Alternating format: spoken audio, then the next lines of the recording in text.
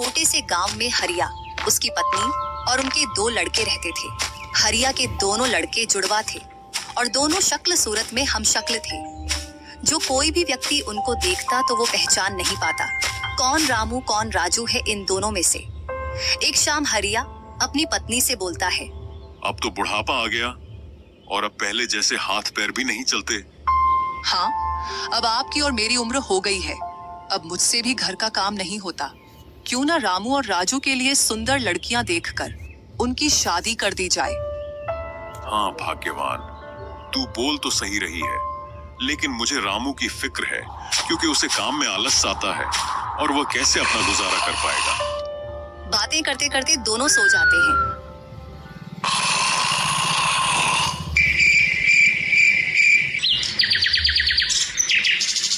और सुबह उठकर हरिया रामू राजू से बोलता है, तुम दोनों खेतों पर चले जाना और एक खेत को खोद आना जिसमें मैं आकर बीज बो दूंगा।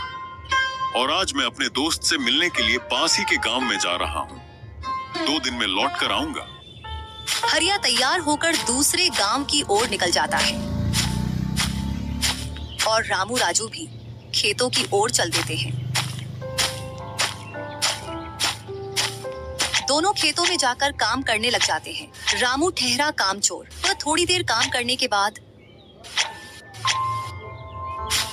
एक पेड़ की छांव में जाकर लेट जाता है।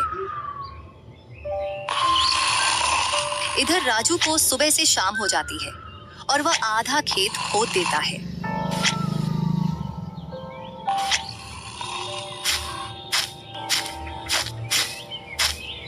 और हरिया भी अपने दोस्त के पास पहुंच जाता है।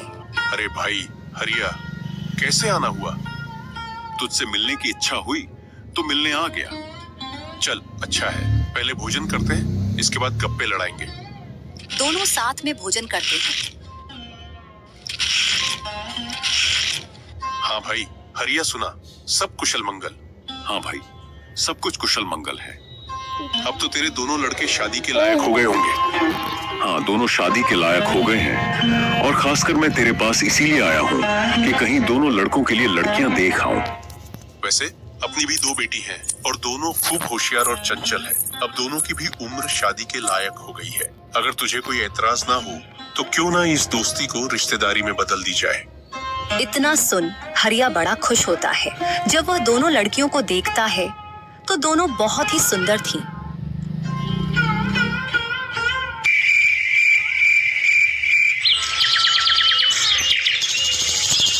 सुबह होते ही हरिया अपने दोस्त से बोलता है, मैं जल्द ही मेरी बहुओं को लेने आऊंगा। इतना बोलकर हरिया अपने गांव की ओर चल देता है। इधर रामू और राजू भी अपने खेतों पर काम करने के लिए आ जाते हैं और रामू पेड़ की छांव में जाकर सो जाता है। इधर राजू अपने काम में लगा रहता है। शाम होने को आ जाती है और हरिया भी अपने खेतों के पास आ जाता है। रामू की आंख खुलती है तो हरिया उसको आता हुआ दिखता है, तो वह खेत में जाकर काम करने लग जाता है। चलो घर, अब शाम हो गई और खेत भी पूरा खुद गया है।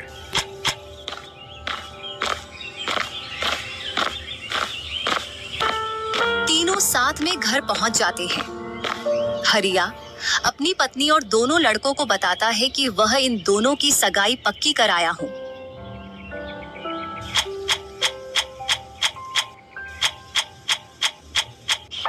और वह कुछ दिन बाद दोनों का विवाह कर देता है। ऐसे ही कुछ वर्ष निकल जाते हैं।